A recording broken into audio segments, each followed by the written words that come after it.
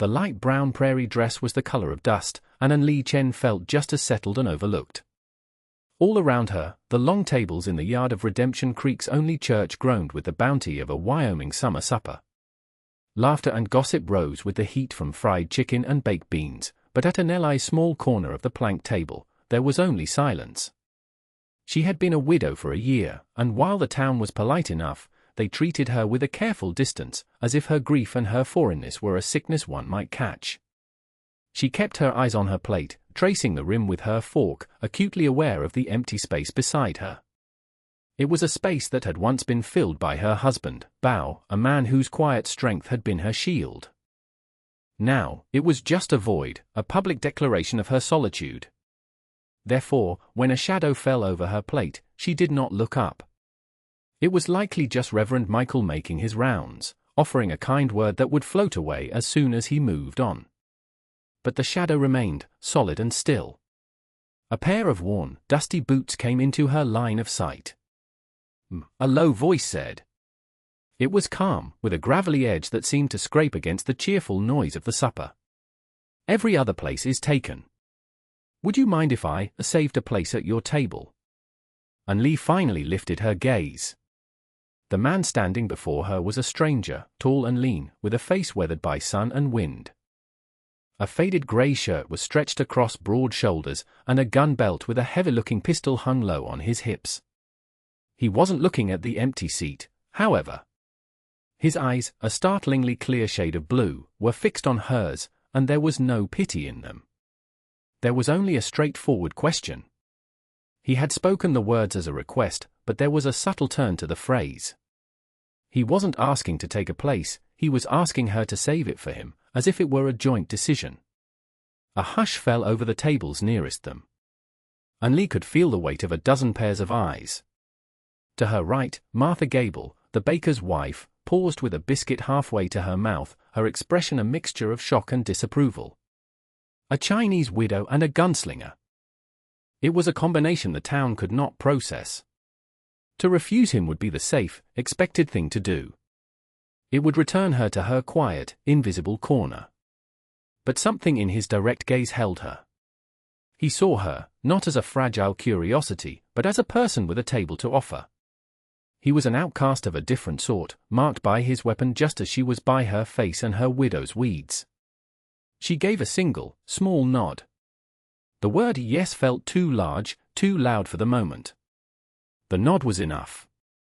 He moved with a fluid economy, sliding onto the bench without a sound. He set his plate down, a modest collection of food, and for a long moment, they sat in a shared silence that was profoundly different from the lonely silence that had preceded it. The town's murmur resumed, but it had changed. It was now a low hum of speculation, all of it directed at her small corner of the world. The man did not seem to notice. He picked up his fork and began to eat with a deliberate, unhurried pace. He had not asked her name, nor offered his own. He had only asked for a place, and having received it, he seemed content to simply occupy it. And Li felt a strange, unfamiliar warmth spread through her chest. It wasn't comfort, not yet. It was the simple, startling feeling of not being entirely alone. What she did not know was that this small act of shared space would cost them both more than a plate of food. "The name's Jude," he said after a few minutes, his voice low enough that only she could hear it over the din. He didn't look at her when he spoke, keeping his attention on his meal. "And Li," she replied, her own voice barely a whisper. She hadn't spoken to a man other than the Reverend or the general store owner in months. The sound of her own name in response to his felt strange on her tongue. Their conversation was sparse, made of small observations about the food and the oppressive summer heat. Yet, with every passing moment, Li felt the hard knot of tension in her shoulders begin to loosen. Jude's presence was a buffer, a solid wall between her and the curious stares of the townsfolk. He ate with the focused intensity of a man who had known real hunger, but his manners were surprisingly gentle. He did not talk much, but when he did, his questions were simple and direct. He asked about her laundry business, not with the condescending air of a man checking on a helpless woman, but with the practical interest of someone who understood work. But their quiet meal was not destined to last. A heavy hand slammed down on the table, rattling the plates and making Lee jump. Marcus Sterling, the wealthiest landowner in the county, stood over them. He was a large man, accustomed to filling any room he entered, and his face was florid with cheap whiskey and self-importance. His small, dark eyes were fixed on Jude, but his words were aimed like a weapon at Lee. "Well, well," Sterling boomed, a smirk twisting his lips. "I see our grieving widow has found some new company. I must say, Mrs. Chen, I'm surprised. I thought you had better taste." Anneli's blood ran cold. Sterling had been a problem for her husband, always finding reasons to charge extra for the water rights to the small creek she used for her laundry. Since Bao's death, his visits had become more frequent, his suggestions more inappropriate. She had always managed to put him off, but now, here in public, she felt trapped. Jude set his fork down with a quiet click. He didn't look up at Sterling. He slowly finished chewing, took a sip of water, and then, finally, he turned his head. His movements were so deliberate they were almost unnerving. "This is a private table, Mr. Sterling," Jude said, his voice still quiet, yet it cut through Sterling's bluster like a razor. Sterling laughed, a harsh, barking sound.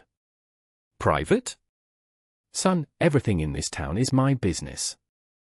And it's my business when a drifter with a gun sits down and bothers a respectable lady." He pointed a thick finger at Jude. "So why don't you get on up and move along before there's trouble?" Lee held her breath. She expected Jude to rise, for his hand to drop to the gun at his hip. She expected the explosion of violence that always seemed to follow men like him.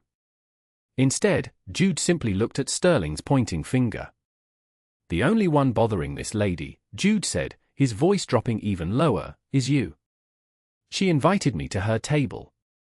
"You invited yourself." He then lifted his gaze to meet Sterling's. "Now, you can either apologize to Mrs. Chen for interrupting her supper and walk away, or we can find out just how much of this town is truly your business." There was no threat of violence in his tone. It was a statement of fact, delivered with an absolute certainty that was more intimidating than any shouted curse. Sterling's face purpled. He was a man used to threats, to fists and fury. He didn't know what to do with this cold, unshakable calm.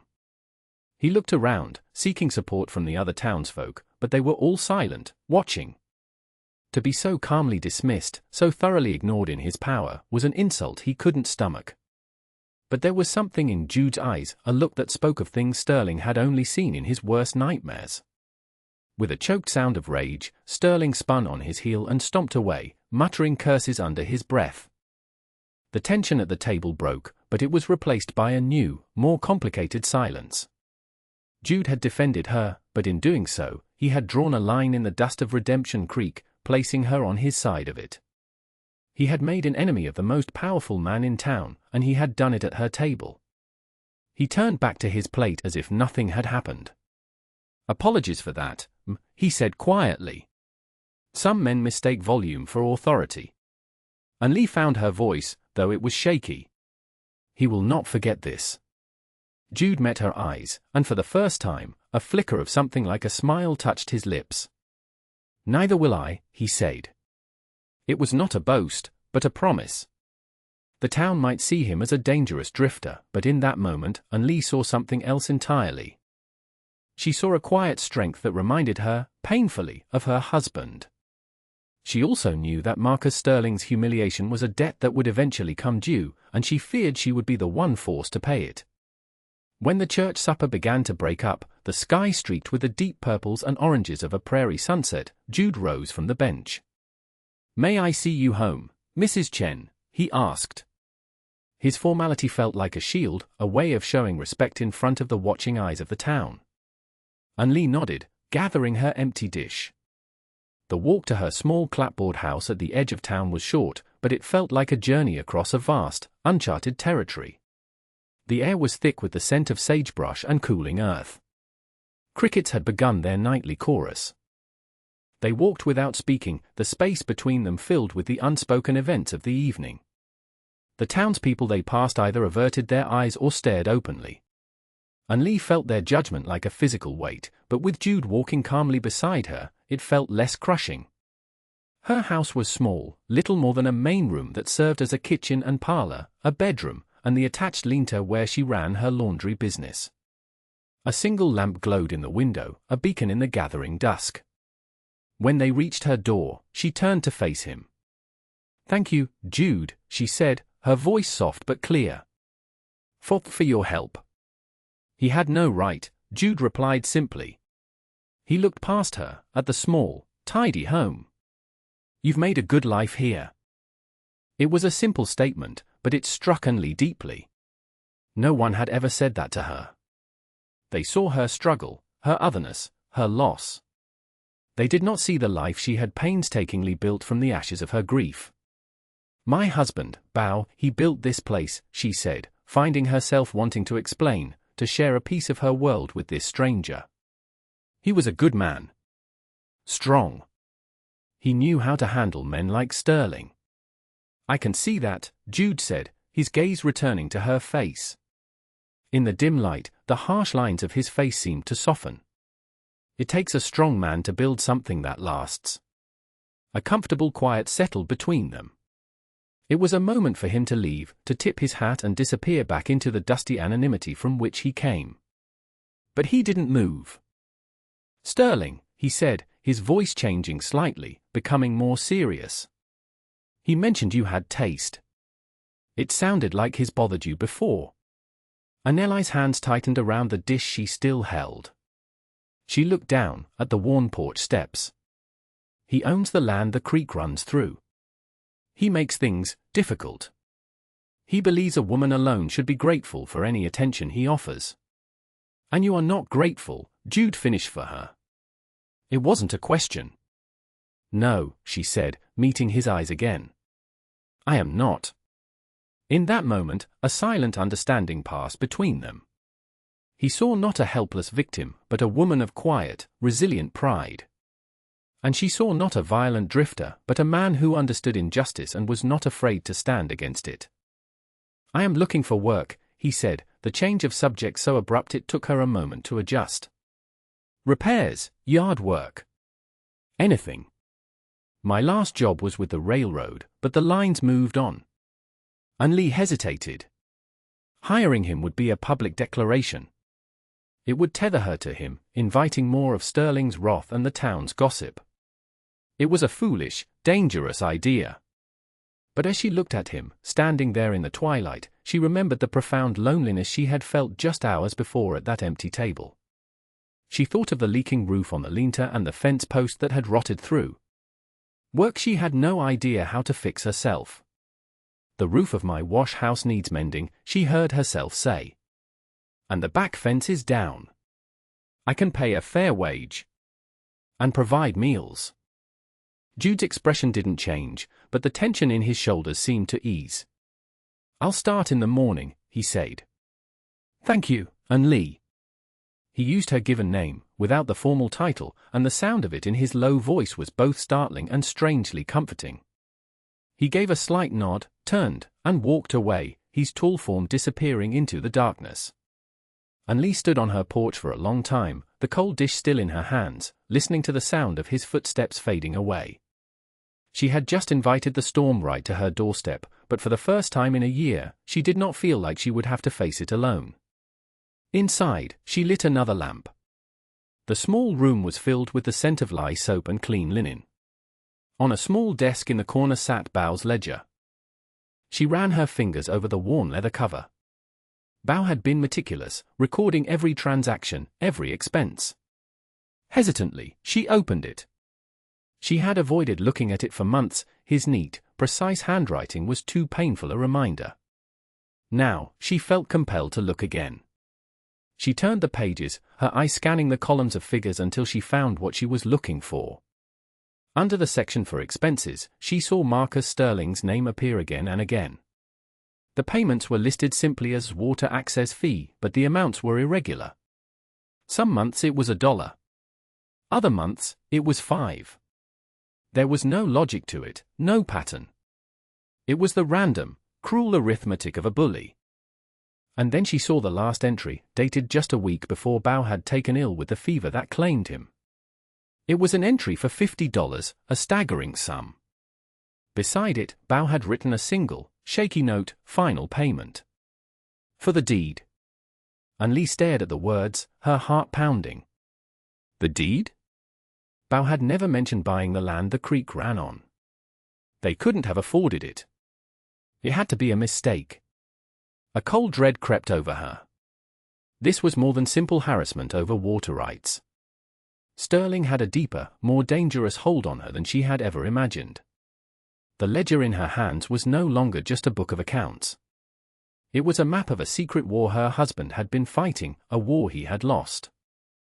The next morning, Jude arrived as the sun was just beginning to burn off the morning mist. He carried a small satchel of tools and moved with a quiet purpose that Lee found reassuring. He didn't waste time with pleasantries, simply asking her to show him the roof. As he worked, the rhythmic sound of his hammer became the new soundtrack to her day, a steady, dependable beat that pushed back against the anxious hum in her mind. She brought him a glass of cool water in the late morning. He was on the roof, his shirt already damp with sweat, his face smudged with dirt. He came down the ladder and took the glass, drinking deeply. "Thank you," he said, wiping his mouth with the back of his hand. His eye scanned the yard, the neat stacks of firewood, the small herb garden she tended. "Your husband was a good builder. The bones of this place are strong." His praise of Bao made it easier for her to speak. "Jude," she began, her voice tight with worry. "I found something last night. In my husband's ledger." She explained the entry, the $50, the note about the deed. Jude listened intently, his blue eyes never leaving her face. He asked to see the ledger. She brought it out to the porch, and they sat on the top step, the open book resting between them. Jude traced the entry with a calloused finger. "This is his handwriting?" he asked. "Yes," she confirmed. "But it makes no sense. We never had that much money." "Maybe it wasn't a payment," Jude said slowly, his gaze distant. "Maybe it was a debt. Or blackmail." He looked at her. "Does Sterling hold the deed to your home as well?" "No," Lee said quickly. "Bao filed our homestead claim properly. This house, this land, it is mine. It is all I have." "Then he's using the water to choke you out," Jude concluded. "He wants this land. The $50, that was your husband trying to buy him off for good."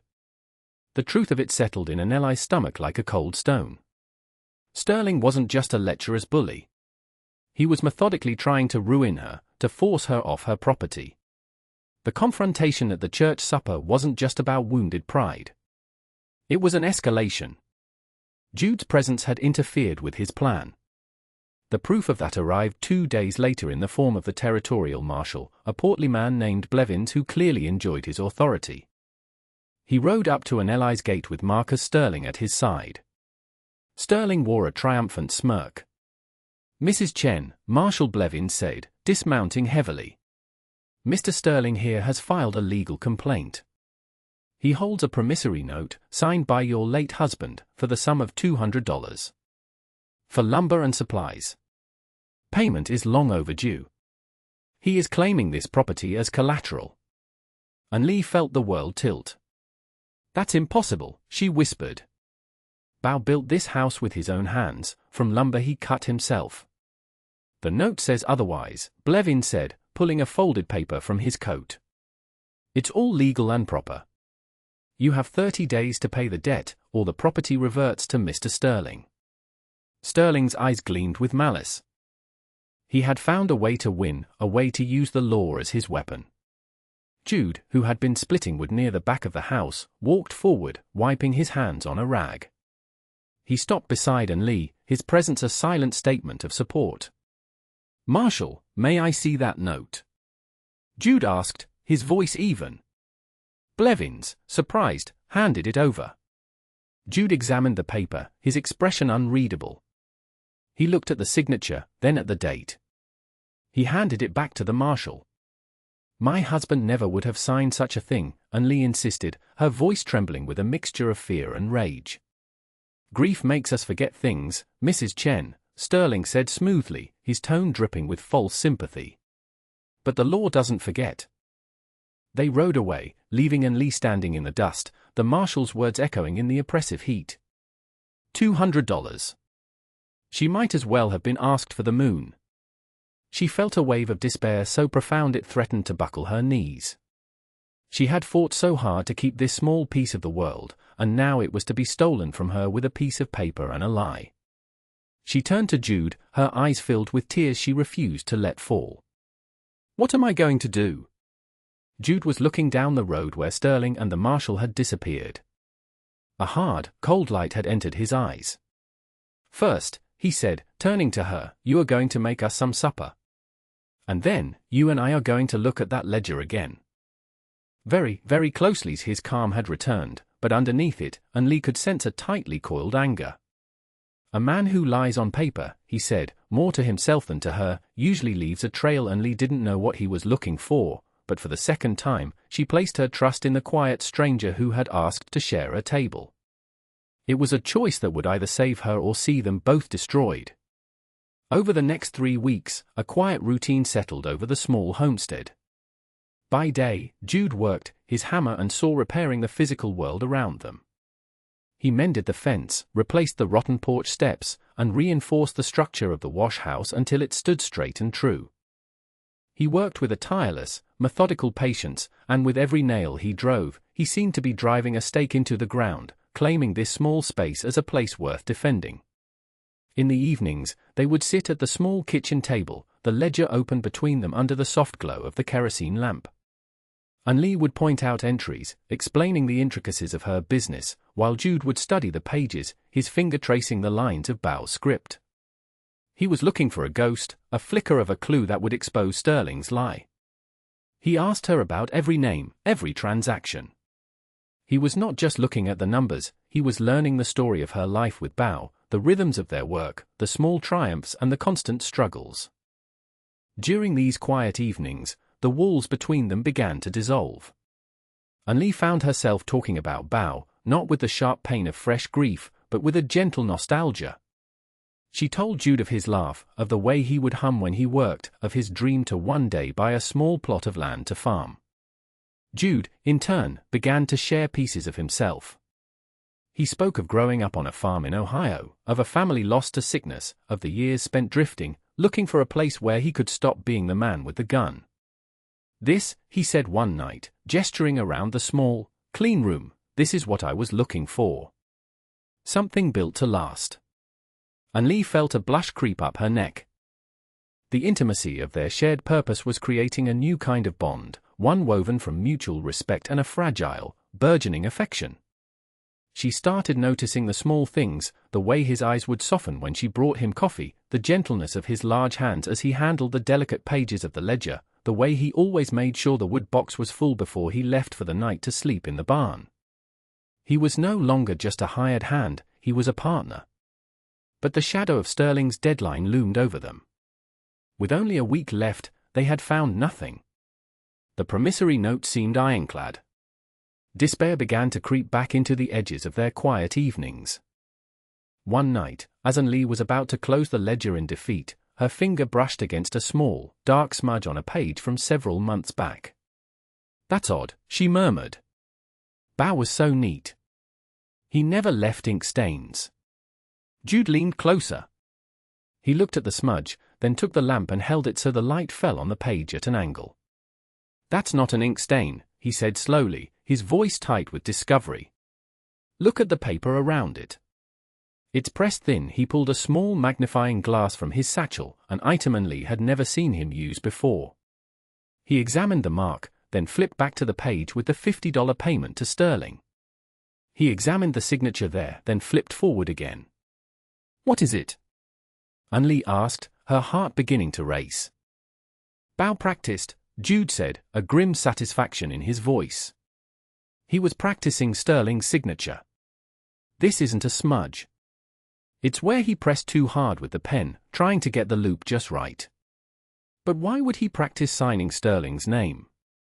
He stood up and began to pace the small room. It doesn't make sense unless the note wasn't the only document. He stopped and looked at her, his eyes blazing with a sudden, fierce understanding. And Lee, the entry. Final payment. For the deed. What if he wasn't buying the deed from Sterling? What if he was buying a forgery? The pieces clicked into place with dizzying speed. He was going to fight him, and Lee breathed. Bao was creating a fake deed to the water rights, signed with Sterling's name, to counter Sterling's claims. The $50, it wasn't blackmail. It was payment to someone in the next town, someone who could create a document that looked official. And Sterling found out. Jude finished. Maybe Bao confronted him. And Sterling, in return, created his own forgery, the promissory note, and used Marshall Blevins to make it look legal. He's using your husband's own plan against you. It was a desperate, dangerous gamble on Bao's part, the act of a man pushed to the very edge. And it had failed. But in its failure, it had left behind a single, crucial clue, the practice signature. It's not enough, and Lee said, the hope draining away as quickly as it had come. It doesn't prove the promissory note is false. No, Jude agreed. But it gives us a place to look. Your husband was a careful man. If he paid someone $50 for a forgery, he would have a receipt. He would have a name. For the next 2 days, they searched. They turned the small house upside down, looking through every box, every book, every pocket of Bao's old clothes. They found nothing. The day before the deadline arrived, a heavy, defeated silence fell over them. And Lee began to pack a small trunk, her movement slow and leaden. Her dream was over. Jude watched her, his face a mask of frustration. He stood on the porch, staring out at the land that was about to be stolen. His gaze fell upon the new steps he had built, the solid, sturdy wood. And then he looked at the old, rotten wood he had piled up to be burned. One of the steps had a loose board. On a hunch, driven by a last, desperate hope, he walked over and pried it off. Tucked inside the hollow of the step, wrapped in oilcloth, was a small, folded piece of paper. It was a receipt from a printer in Cheyenne. It was for $50, for the drafting of a land deed, and at the bottom, it bore the printer's name and address. 3 months later, the autumn sun cast a golden light over Redemption Creek. The crisp air carried the scent of wood smoke and fallen leaves. And Lee stood on her porch, watching Jude mend a piece of tack for one of the horses from the livery. His gun belt hung on a peg inside the door, where it had been for weeks. He was still the quiet man who had walked into her life at the church supper, but the haunted, watchful look in his eyes was gone, replaced by a deep and settled calm. The day after they found the receipt, Jude had ridden to Cheyenne. He had returned not with a gunfighter, but with a U.S. Marshal, a man from outside the territory who owed Sterling no favors.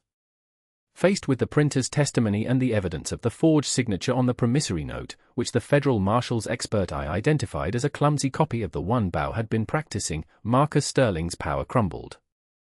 His fraud was exposed, and with it, a dozen other crooked land deals came to light. He was ruined, his reputation destroyed not by a bullet, but by a book of accounts and a dead man's desperate, meticulous plan.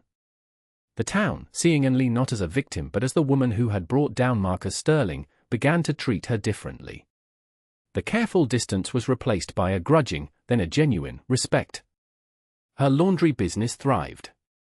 People now sought her out, bringing her mending and offering friendly greetings when she walked through town. The space at her table was no longer a symbol of her loneliness. Jude finished his work and walked up the steps, wiping his hands on a rag. He smiled at her, a real, easy smile that made her heart feel warm.